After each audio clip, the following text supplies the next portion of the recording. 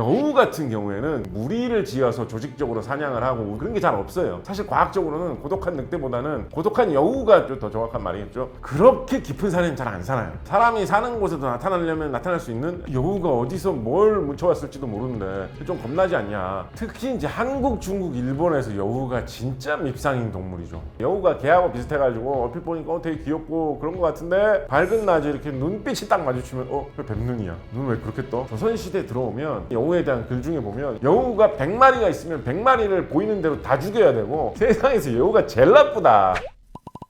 안녕하십니까. 숭실사이버대학교 환경안전공학과에서 강의를 하고 있고요. 이번에 팔도 동물열전이라고 우리나라 전국의 여러 가지 야생동물에 대한 이야기거리들을 한번 소개해보는 그런 책을 좀 내게 됐는데, 과학을 사랑하는 작가로 오늘도 열심히 글을 쓰고 있는 곽재식입니다. 여우도 그렇고 개도 그렇고 같은 이제 객과동물이거든요. 생긴 것도 보면 비슷하게 생겼고 둘 다 좀 똑똑한 동물이고 잡식성이고 비슷한 점이 꽤 많이 있습니다. 저는 아주 약간의 차이가, 하나는 사람에게 굉장히 친숙해지고 오랫동안 길들여진 동물이 되었고, 하나는 야생동물로서 어떻게 보면 우리나라에서는 또 옛날에는 사람들에게 미움도 받는 그런 동물이 되는 차이를 만들어냈다라고 생각합니다. 개 같은 경우에는 사실은 이런 사람이 기른 가축들 이런 것 중에서 거의 최초에 가까운, 처음으로 사람이 길들인 동물에 가까운 축에 속하는 그런 거거든요. 우리가 대부분 동물을 길들여 가지고 많이 이렇게 기르고 했던 시점이 농사를 이렇게 짓기 시작한 시점, 신석기 시대가 되어 가지고 사람들이 모여 살면서 직접 농사를 지어서 생산을 해보자 라는 문화가 생긴 다음에 그럼 동물도 붙잡아가지고 가둬놓고 기르면 우리가 그게 계속 새끼치기만 하면 계속 먹을 게 생기는 게 아니야, 이렇게 된 시점 이후로 가축화가 된 것들이 좀 많은 편입니다. 개는 달라요. 개는 많은 사람들이 그 이전에 구석기 시대에 이미 사람들하고 같이 사는 형태가 되지 않았을까, 이런 식으로 많이 보고 있습니다. 사람들이 농사도 채 짓지 않을 무렵에 가축이 된 희한한 특이한 그런 동물이라는 거죠. 그래서 많이들 이야기하고 있는 게, 개는 사람에게 사냥의 동료로서 사냥개 역할을 하면서 자연스럽게 가축이 되기 시작했다, 길들여지기 시작했다라는 이야기들을 많이 하고 있습니다. 우리나라에서도 이런 동물들 중에서는 개와 관련된 흔적이 비교적 연대가 굉장히 올라가는 편입니다. 예를 들어서 우리나라 경상남도 사천시에 있는 늑도 유적 같은 거 이런 거 살펴보면 한 2000년 전 유적이거든요. 그러니까 우리나라의 철기 시대에 되게 초기 역사의 유적인데, 거기에 보면 개 무덤이 있어요. 개 무덤. 아주 소중하게 길렀던 개라 가지고 그걸 무덤을 이렇게 소중하게 만들어준 흔적이 있거든요. 적어도 2000년 전에 우리나라에서도 개를 기르는 것이 굉장히 보편화되다 못해서 지금처럼 이렇게 개를 아끼는 그런 문화도 이미 왔을 정도로 개 기르는 문화는 굉장히 성숙했다라는 거죠. 그런 개는 왜 이렇게 사람의 사냥을 옆에 도우면서 되게 진작부터 사람에게 쉽게 엮일 수 있었느냐, 그에 대해서 뭐 여러 가지 설이 있습니다. 많이들 하는 이야기는 뭐냐면, 우리가 개하고 늑대하고 생물학에서 같은 종으로 보는 경우가 많습니다. 개하고 늑대를 서로 다른 종으로 보지 않아요. 학명이라는 공식적인 명칭이 있죠. 개 같은 경우에는 그 명칭이 카니스 루푸스입니다. 늑대도 카니스 루푸스예요. 카니스 무슨 뜻일까요? 개라는 뜻이에요. 루푸스 무슨 뜻일까요? 늑대라는 뜻이에요. 그래서 개나 늑대나 라틴어로 지어진 학술적 명칭으로는 개늑대라고 부르는 하나의 종입니다. 늑대하고 개가 습성이 되게 비슷한데, 늑대들이 사냥을 할 때 무리를 지어서 사냥을 하는 리더가 있고 우두머리가 있어가지고 우두머리가 이끄는 대로 늑대 여러 마리가 힘을 합쳐가지고 하나의 사냥감을 공격을 하고 역할을 맡아서 서로 협력을 하고, 이런 모습을 보여줄 때가 많이 있거든요. 추측을 해보기로 먼 옛날 구석기 시대에 사람 사냥꾼하고 늑대하고 하나의 사냥감을 노리면서 서로 싸우는데, 서로 경쟁만 하는 게 아니라, 예를 들어서 사람이 아무래도 늑대 한두 마리보다는 더 힘이 셀 테니까 잡으면, 야 늑대 너도 얘 잡는데 좀 도와줬다 라고 생각을 하면 뭐 이렇게 뼈다귀 좀 넘겨주고, 늑대 입장에서도 똑똑하니까 사람 따라다니면서 조금 도와주니까 이거 남는 게 있네. 사람 입장에서도 그때 만났던 늑대가 곰하고 싸우고 있는데 곰에게 물리면서 되게 힘들어하고 있는 거야. 위기에 처한 거야. 그때 옆에서 사람이 곰을 때리면서 도와주고, 늑대가 살아남으면 곰 가죽하고 뭐 좋은 거는 사람 좀 챙기고 뼈다귀 몇 개 늑대한테 던져주고, 그럼 늑대가 저 사람이 나 구해줬다, 나도 도와줘야지, 이런 식으로 같이 늑대의 무리 사냥 습성에 따라서 그런 유대 관계가 생기면서 자연스럽게 개도 사람을 동료로 느끼고 사람도 개를 동료로 느끼면서 그런 역사 때문에 개가 가축이 되지 않았을까라고 많이 보고 있거든요. 있거든요. 여우 같은 경우에는 그렇게 무리를 지어서 조직적으로 사냥을 하고 우두머리 여우가 뭐 부하들을 이끌고 그런 게 잘 없어요. 우리가 이제 흔히 뭐 고독한 늑대 뭐 이런 말 관용어구로 많이 쓰는데 사실 과학적으로는 고독한 늑대보다는 늑대는 무리 지어서 많이 다니니까 고독한 여우가 좀 더 정확한 말이겠죠. 그래서 여우 같은 경우에는 사람들이 작심하고 길들이려고 노력을 하면 어느 정도 길들이질 텐데 비슷한 개를 훨씬 더 쉽게 먼저 서로서로 이익이 맞아가지고 더 잘 길들였기 때문에 여우를 굳이 길들이지는 않은 것에 좀 더 가깝다라고 생각을 해볼 수 있겠죠. 여우를 일부러 길들이는 실험을 했던 그런 과학자들이 있었어요. 대표적으로 옛날 소련 시절에 러시아의 류드밀라 트루트 여성 과학자죠. 이분이 20세기 중반에 여우를 개처럼 길들이는 거를 과학 연구 사업으로 몇십 년 진행을 했더니 수세대에 걸쳐서 계속 품종 개량이 일어나면서 여우가 점점 개처럼 사람 말 잘 듣는 상태로 점점 변해가더라. 이런 거를 연구한 결과를 발표해가지고 세계적으로 되게 관심받았던 적도 있었거든요. 그래서 만약에 늑대처럼 수백 년, 수천 년에 걸쳐서 여우를 길들이려고 하면 저는 길들여졌을 거라고 어느 정도 생각을 합니다. 개처럼 그렇게 잘 기를 수는 없지만 세계적으로 여우를 귀엽게 데리고 다니는 그런 동물로 기르는 사람들 곳곳에 꽤 있고요. 유럽 같은 경우에서는 지금도 여우를 가축으로 기르는 곳들이 많이 있습니다. 여우 가축으로 왜 기를까요? 여우 뭐에 쓸 용어? 여우 모피가 좋잖아요. 우리 지금도 뭐 여우 목도리 하나 둘러야 좀 있어 보이지 뭐 이런 말 괜히 할 때 있잖아요. 그죠? 여우가 모피가 좋다 보니까 유럽에는 패션 산업이 발달해 있잖아요. 생모피 이런 거 수요가 아직도 많단 말이에요. 그래서 여우 모피를 기르는 산업이 그러니까 일종의 가축으로서 굉장히 유럽에는 발달한 나라들이 몇 군데가 있습니다. 이게 여우를 철창에 가둬서 열심히 길러가지고 다 자라나면 바로 잡아서 가죽을 벗기는 거기 때문에 좀 여우가 불쌍하다. 왜냐면 여우가 너무 개하고 비슷하게 생기고 똑똑하니까 이런 거 하면 너무 잔인하다라는 의견이 있어가지고 최근에 많이 줄어드는 추세이기는 합니다. 그래도 많이 기르는 나라에서는 엄청나게 많이 기릅니다. 여우를 잡는 숫자가 한 나라에서 100만 마리 뭐 이렇게 가는 때가 그렇게 오래된 때도 아닙니다. 우리나라에서 젖소를 기르는 숫자가 10만 마리도 안 될 거거든요. 근데 그거보다 한 10배쯤 되는 숫자의 여우를 이렇게 철창에 가둬놓고 기르는 그런 산업이 이게 모피 산업 때문에 돈이 되다 보니까 참 이게 참 이상하죠. 유럽 사람들이 원래 동물을 사랑하고 막 동물의 권리 이런 걸 신경을 많이 쓸 것 같은데 최근에 좀 문제가 되는 그런 경향이 있는데 그런 거를 봐도 여우 사람이 작심하고 길들이려면 순하게 가둬놓고 기르려면 기를 수 있는 동물이었는데 늑대하고 약간의 차이 때문에 개와 여우의 운명이 갈린 것 같습니다.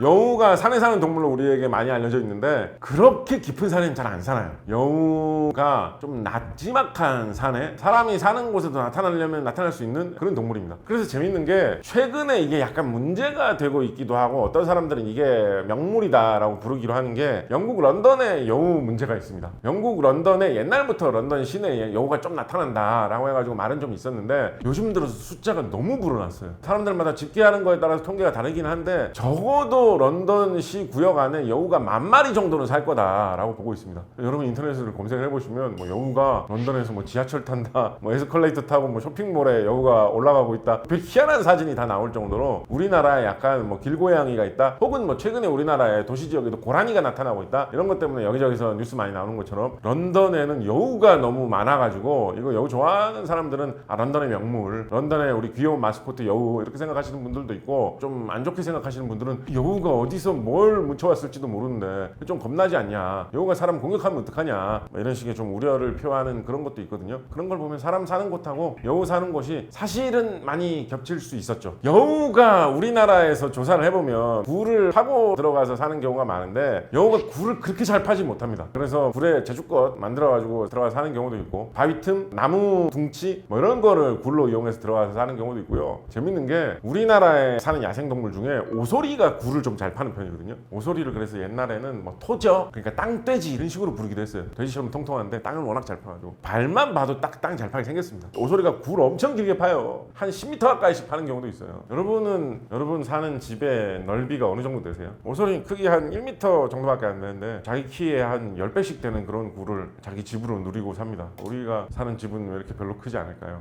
이게 오소리가 굴을 되게 잘 파요. 굴을 크게 만들어 놓거든요. 그럼 거기에 슬쩍 여우가 들어가서 사는 경우가 왕왕 있다고 합니다. 그럼 오소리 뭐 쫓겨가는 경우도 있고 그냥 대충 그냥 뭐 그래 넌 거기 살아라 우리 집 넓으니까 라고 공존하는 경우도 있다라고 하거든요. 여우가 영리해가지고 적응력이 좋다 보니까 우리나라에서는 어떤 적이 있었냐면 이거 좀 슬픈 이야기인데 우리나라 여우 복원 사업을 하면서 초창기에 여우가 한 마리가 좀 비실비실한 상태로 발견이 돼가지고 이거는 야생에서 살아남는데 실패했다, 다시 데려가가지고 좀 도와줘야 되겠다라고 해가지고 여우 복원 사업 하시는 분들이 추적을 해가지고 이렇게 찾아간 적이 있었어요. 여우가 이제 마을로 내려온 거예요. 어떻게 하다 보니까 살기 힘들어서 그렇겠죠. 마을로 내려와가지고 어디로 갔는데 어디 갔는지 안 보이는 거야. 그래가지고 조사를 하고 뒤지다 보니까 어디에서 발견이 됐냐면 사람이 사용하지 않고 있던 아궁이에 들어가가지고 그 안에서 죽어 있었어요. 사람 마을에 돌아와가지고 내 몸을 피할 만한 그런 굴 같은 데가 어디 있을까 뒤지다가 아마 빈집이나 아니면 뭐 여름철이었거나 이렇게 사용 안 하는 아궁이였겠죠. 그 아궁이를 보고 아 저기가 좀 아늑해 보인다라고 들어가가지고 거기서 이제 마지막으로 숨을 다한 그런 여우가 있었던 적도 있었거든요. 굴이 없으면 굴 같은 데를 찾아가지고 살아남는 정도의 지능 이런 건 갖고 있는 것 같습니다.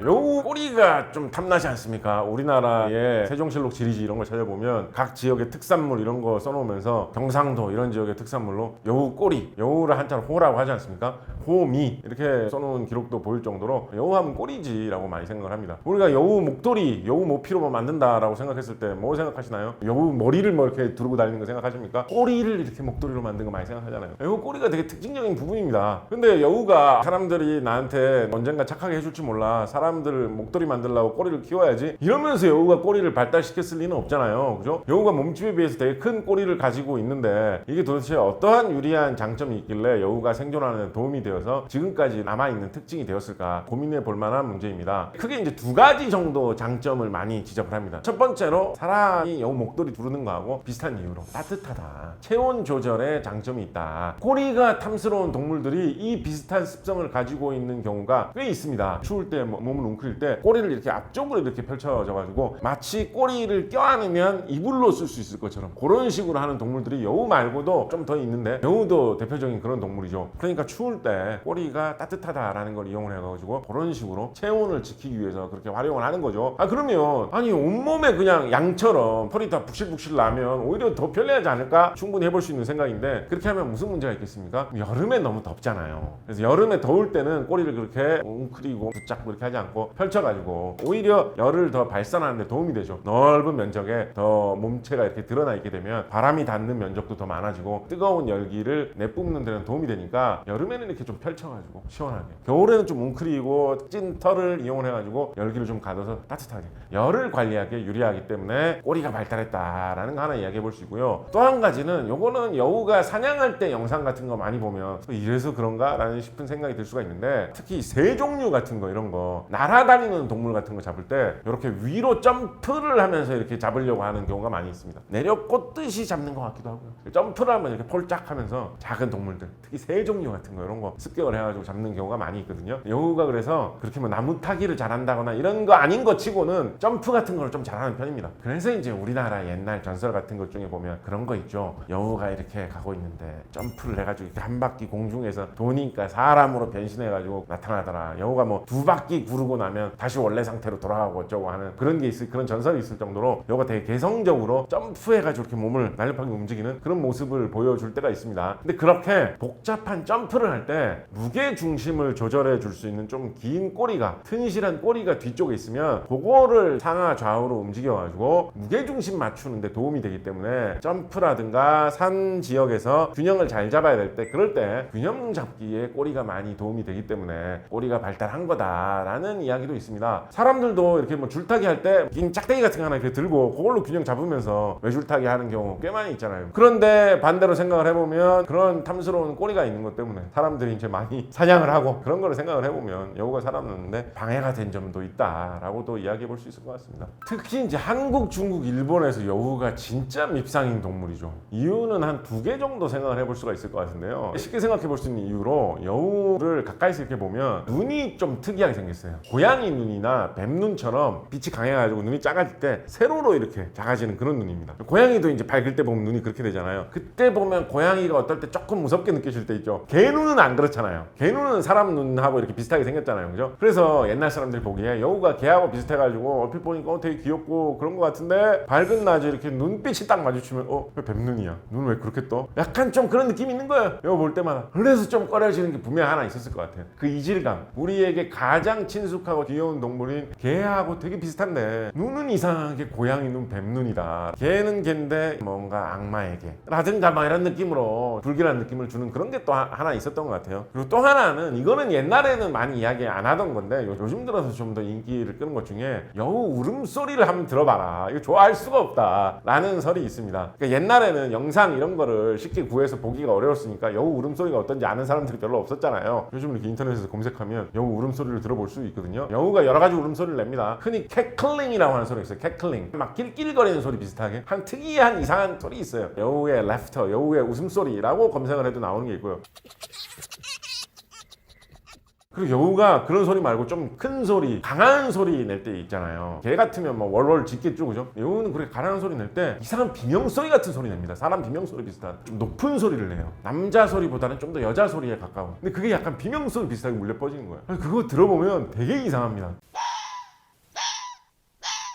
고라니 울음소리 들어보고 충격받으시는 분 많잖아요. 왜 막 이상한 소리 내요, 고라니. 되게 겉보기하고 울음소리 다르거든요. 여우도 겉보기 귀여운 거에 비해서는 울음소리가 되게 이상합니다. 그래서 여우가 뭐 사람을 홀린다, 아름다운 미녀로 변신해가지고 사람을 이용한다, 이런 이야기가 많이 나올 수밖에 없는 게 그 울음소리가 사람 소리하고 비슷하면서도 귀신 소리 비슷하게 불길하게 들리는 그런 소리입니다. 그렇다 보니까 세계 여러 나라에서 영리하지만 안 좋은 느낌 쪽에 인상을 많이 준 것 같아요. 그렇지만은 아까도 말씀드렸다시피 유럽권에서는 여우를 귀엽다고 해가지고 기르는 분들도 많이 계시고, 또 런던에서 명물 뭐 이런 걸로 자리 잡기도 했기 때문에 전통적으로 여우가 나쁜 짐승이다라는 그런 인상이 그렇게까지 강했던 건 아니었습니다. 어느 정도는 있는데, 근데 한국, 중국, 일본에서는 진짜 여우가 최악의 진짜 안 좋은 인상이었어요. 조선시대 들어오면 18세기에 활동했던 작가로 이옥이라는 작가가 있습니다. 이 사람이 쓴 여우에 대한 글 중에 보면 이 사람이 여우를 너무너무 싫어해가지고 여우가 100마리가 있으면 100마리를 보이는 대로 다 죽여야 되고 1000마리가 있으면 1000마리를 보이는 대로 다 죽여야 된다. 세상에서 여우가 제일 나쁘다 라는 식으로 막 설명을 했어요. 왜 이렇게까지 여우가 우리나라에서는, 중국, 일본에서는 미움을 많이 받았느냐. 아까 말씀드렸던 이옥이라는 이분이 쓴 글을 보면 여우를 가리켜가지고 어떤 짐승이라고 욕을 하고 있냐면, 호랑이가 사람에게 피해를 많이 준다라고 하지만 호랑이는 살아있는 사람을 공격하는 짐승에 지나지 않는다. 그런데 여우는 무덤을 파헤치는 습성이 있기 때문에 우리 돌아가신 조상님의 무덤을 해한다. 시체를 어떻게 훼손할지도 모른다. 얼마나 나쁜 짐승이냐라고 욕을 하고 있습니다. 그렇게 생각을 해보면 한국, 중국, 일본 이런 데 사람들이 여우를 가장 이렇게 미워했던 이유는 이런 유교 문화, 조상을 섬기는 문화, 조상의 무덤, 제사 이런 거를 되게 중시했던 문화에서 무덤을 파헤치는 동물이라는 거를 용납을 할 수가 없었던 거죠. 너무너무 싫어했던 거죠. 묘자리 하나 구하려고 조선시대 사람들 얼마나 애를 씁니까? 파묘 영화에도 여우 이런 거 잠깐 나오지 않나요? 그죠?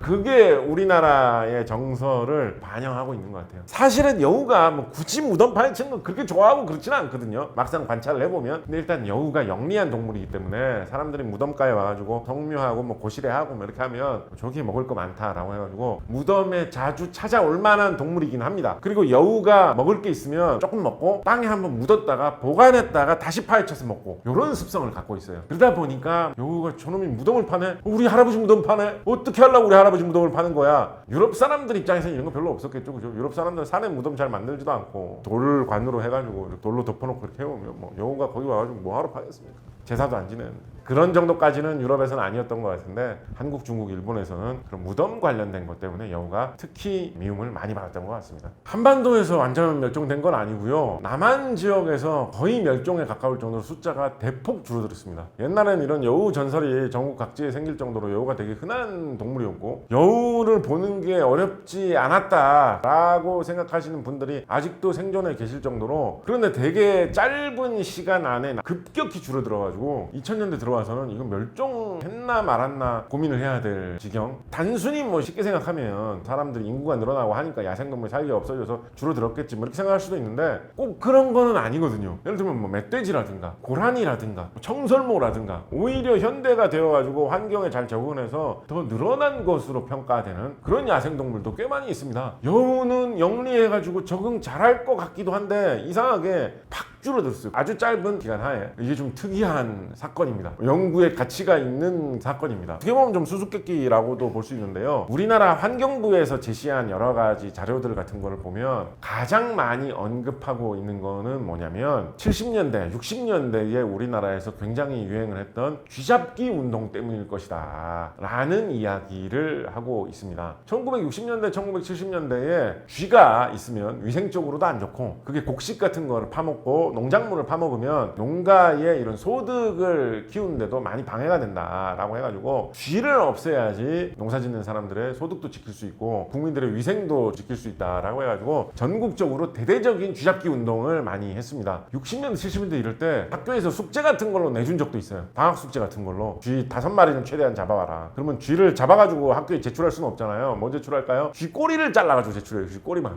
잘 잡았네 칭찬해주고 막. 사람을 고양이로 만들기 위한 훈련입니까? 그런 게 되게 유행을 했어요. 근데 생각을 해보면 아니 뭐 사람이 쥐 좀 잡는 게 뭐 그렇게 여우한테 해가 될까 생각할 수 있잖아요. 여우를 잡는 게 아니잖아요, 그죠? 근데 이게 이제 생태계의 참 오묘한 문제인데, 일단은 쥐가 너무 갑자기 급격하게 줄어드니까 여우가 쥐 같은 그런 작은 동물을 사냥을 해서 먹고 사는 동물입니다.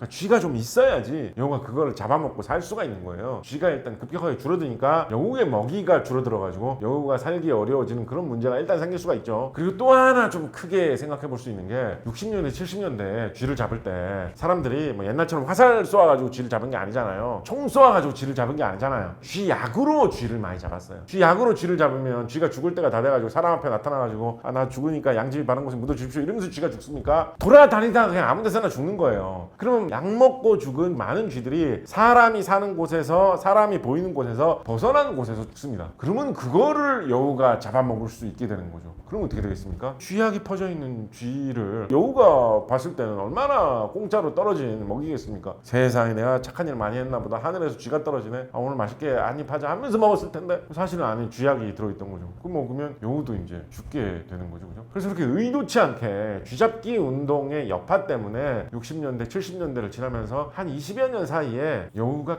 급격하게 줄어들게 되었을 것이다 라고 보는 게 요즘 우리나라 환경부 쪽에서 제일 많이 하고 있는 설명입니다. 좀 더 연구해 보면 더 많은 이야기거리가 나올 수도 있을 만한 내용이라고 생각을 하는데요. 이 이야기가 우리에게 주는 교훈은 뭐냐면, 우리가 생태계에 대해서 충분히 연구가 안 돼 있으면 아 이게 뭔가 해충이다 싶어가지고 전멸시키자 라고 해가지고 퇴치를 하면 나중에 엉뚱한 생태계의 딴 쪽에서 피해가 발생하는 이런 경우가 생길 수가 있다라는 거죠. 여우가 이렇게 전멸을 해버릴 정도로 갑자기 줄어드니까 무슨 문제가 생깁니까? 여우가 조그마한 동물들을 잘 잡아먹잖아요. 그죠? 그래서 무슨 뭐 고라니 새끼라든가 멧돼지 새끼 이런 게 생기면 여우가 어느 정도 좀 잡아먹어 줘야 되거든요. 그런 게 없어지니까 지금은 멧돼지나 고라니 같은 동물이 어마어마하게 많이 불어나 버렸죠. 고라니 피해가, 로드킬, 교통사고 피해가 상당히 많이 발생하죠. 그죠? 우리가 쥐를 잡으려고 했던 것 때문에 돌아가지고 한 30년 후에 갑자기 교통사고가 증가하는 이런 간접적인 피해로 나타날 수가 있는 게 우리 환경에서 발생하는 생태계의 긴 멀리 이어진 고리다, 뭐 이런 이야기도 해볼 수 있을 것 같습니다.